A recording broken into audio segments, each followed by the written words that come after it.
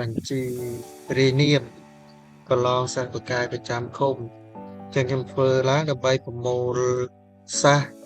បាទតាមសាលានីមួយៗងាយស្រួលជាងយើងប្រើ Excel ចឹងយើងគ្រាន់តែវាយឈ្មោះសាសចូល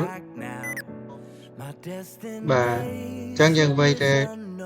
កូដនាមសិស្សមកចឹងវាលោតតារាងលោកដាក់រៀងឲ្យបាទខុំលីសាបាទចឹងភេទស្រីចឹងថ្ងៃខែឆ្នាំកំណើតបាទឧទាហរណ៍ទេ12បាទ09 2018បាទចឹងថ្នាក់ទីម៉ានថ្នាក់ទី1ខឧទាហរណ៍ទី1កចឹងទី1កបាទវត្តចែងចឹងគាត់ទៅសេកាត់ថាវត្តចែងចឹងក៏បានបាទហើយយើង enter ទៀតមកបើយើងថែមសាសទៀតគឺវាមានលោតលេខរៀងទៀតចឹងខ្ញុំធ្វើបែបនេះគឺងាយស្រួលប្រមូលឈ្មោះសាសតាមសាលានីមួយៗយើង Excel រៀងពិបាកណាស់ចឹងតាម Excel ពិបាកចឹងយើងយកតាម Google Sheet នេះលឿនប្រមូលបានចឹងហេតុអីខ្ញុំធ្វើបែបហ្នឹងនេះខ្ញុំមើលឃើញបាទថ្នាក់ទី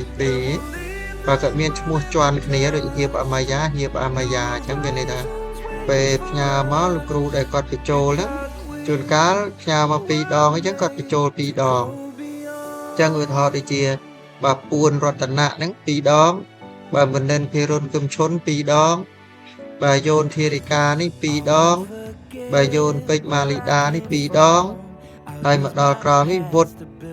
បាទវ៉ាន់ដេវីនេះ2ដងហើយបាទមួយទៀតហៀបអាម៉ាយ៉ានេះសា2ស្ទួនអញ្ចឹងខ្ញុំធ្វើ